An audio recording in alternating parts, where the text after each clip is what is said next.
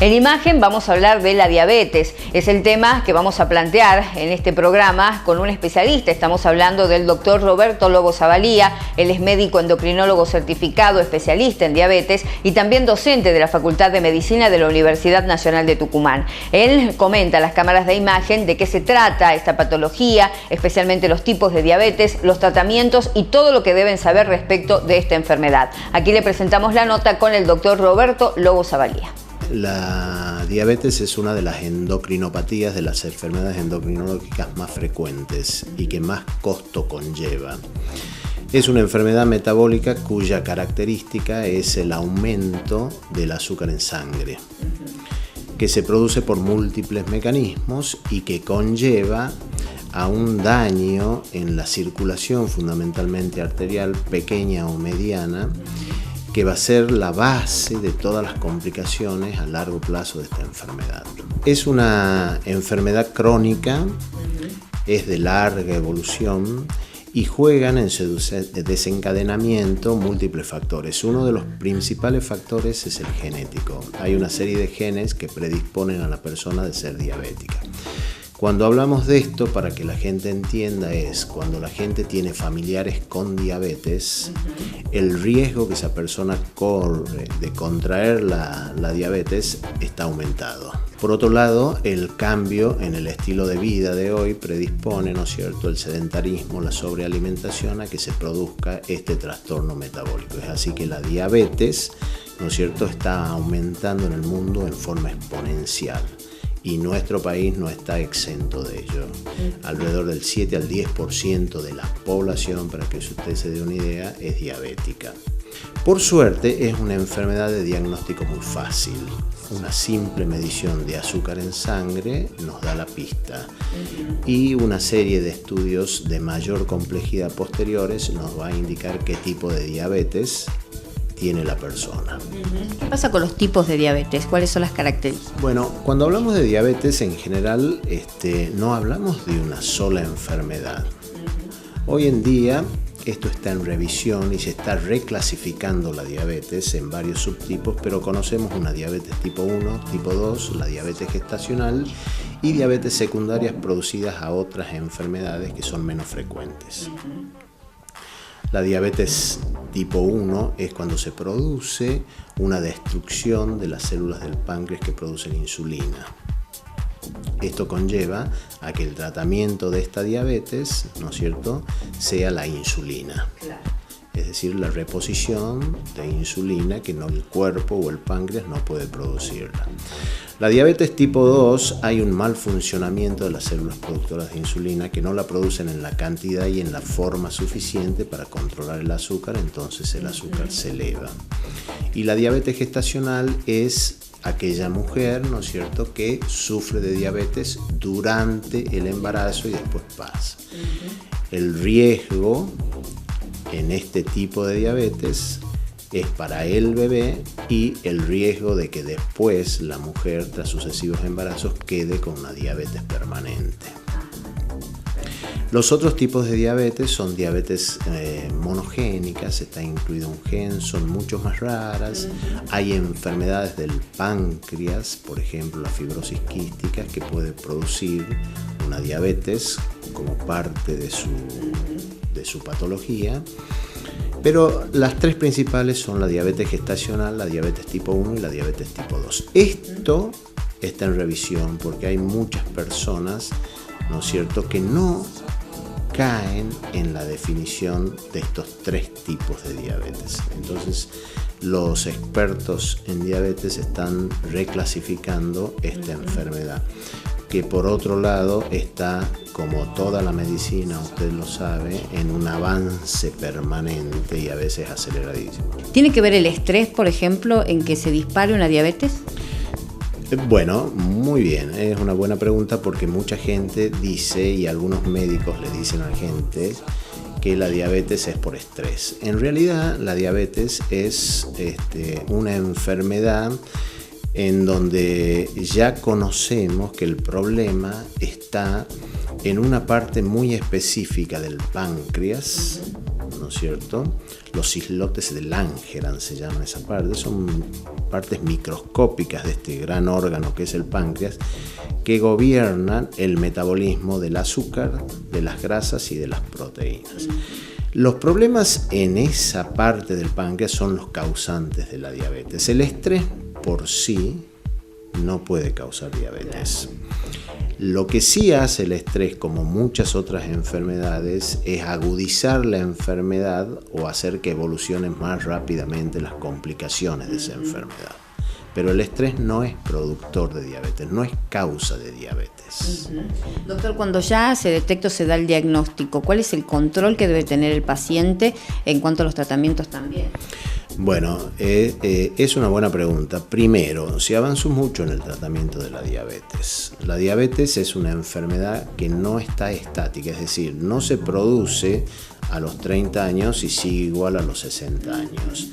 Es una enfermedad degenerativa y progresiva. ¿A qué viene esta aclaración? A que muchas veces el control de la diabetes va también cambiando. Muchas veces una persona que empieza con un tratamiento específico de pastillas, por ejemplo metformina, después de 15 años de usar la metformina, esta ya no es suficiente y necesita otro tipo de terapéutica. Pero aparte del tratamiento farmacológico de la diabetes, el control de la diabetes es mucho más amplio. Requiere un control psicológico, requiere un cambio en el estilo de vida, como en todas las enfermedades fundamentales, y quizás lo más problemático para una persona que se dedica a controlar la diabetes es el cambio en el estilo de vida. Es decir, hay que hacer más ejercicios, hay que comer más saludablemente y menos. Hay que controlarse la diabetes. El autocontrol diabético es parte fundamental del tratamiento. Una persona que sabe cuánto tiene de azúcar, ¿no es cierto?, va a tomar medidas para bajarla, para subirla, para mantenerla. La persona que no controla su azúcar nunca sabe si el azúcar está alta y está produciendo daños día tras día. El control psicológico, como dijimos, es muy importante. Si yo quiero cambiar estilos de vida, muchas veces yendo a un consultorio médico, el médico puede dar una serie de pautas que son adecuadas, pero del dicho al hecho, como yo le digo a mis pacientes, hay todo un trecho.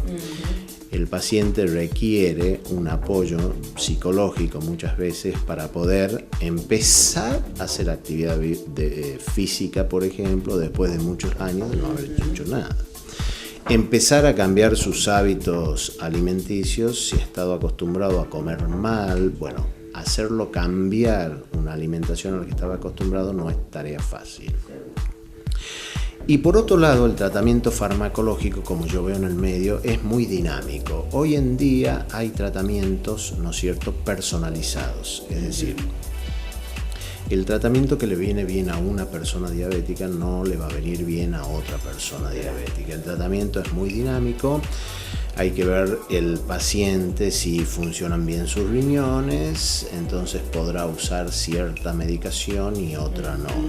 Si le funciona bien el hígado, podrá utilizar una medicación, y si no le funciona bien el hígado, tiene que evitar ciertas medicaciones. Si el paciente tiene problemas cardíacos, ¿no es cierto?, no puede tener alguna medicación X.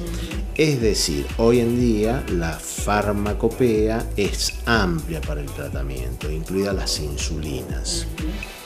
Y cada medicación tiene que ser individual para cada diabético y para el estado de ese diabético.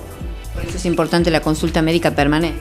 Por eso es importante la consulta médica, porque esta consulta médica permite saber el control, saber las complicaciones, y de ahí se puede ir variando, ¿no es cierto?, el tratamiento. ¿Cuáles son las consecuencias o las complicaciones graves que tiene la enfermedad, doctor, en caso de que no se hagan o no se cumplan los controles y los tratamientos cuando se sabe que ya está la diabetes presente? Bueno, la enfermedad diabética, ¿no es cierto?, vamos a generalizar, hablando de la diabetes tipo 1, tipo 2 o gestacional, tiene dos problemas. o dos complicaciones, como quiera llamarle. Las complicaciones agudas son fundamentalmente, ¿no es cierto?, una baja pronunciada de azúcar, eso se conoce como hipoglucemia. Es un episodio potencialmente peligroso. No afecta de la misma manera a chicos, a niños que a adultos, y hay que tenerla muy en cuenta. La otra complicación aguda en los diabéticos es el exceso de azúcar en sangre, puede desencadenar comas. El famoso, la gente lo conoce, coma diabético o shock diabético. Nosotros en los niños les decimos cetoacidosis diabética y en los adultos el coma hiperosmolar diabético. Son dos situaciones graves que pueden poner en riesgo la vida del paciente. Y después está el otro grupo de complicaciones a largo plazo que se van presentando insidiosamente y son las que le marcan la calidad de vida a la persona, ¿no es cierto?, cuando ha pasado un determinado tiempo de diabético. Generalmente yo diría, en general las estadísticas son según los países diferentes, pero después de 10 a 15 años de diabetes se empiezan a ver marcadamente estas complicaciones. Y estas complicaciones a largo plazo tienen que ver con un deterioro del árbol arterial de esa persona, es decir, las arterias, por ese desbalance metabólico del azúcar, empiezan a lesionarse. Y depende de las arterias que se lesionen, van a venir las complicaciones. Complicaciones en el riñón, complicaciones en el ojo, complicaciones en el corazón, complicaciones en el cerebro, complicaciones en las piernas. Todo eso, como usted dice, son complicaciones que se presentan, por suerte, cada vez con menos frecuencia y gravedad, por un buen control y tratamiento. Cuando no existe ese buen control y tratamiento, empezamos a ver todas estas complicaciones que requieren, por supuesto, aparte del tratamiento de la diabetes, tratamientos especializados de otras especialidades médicas.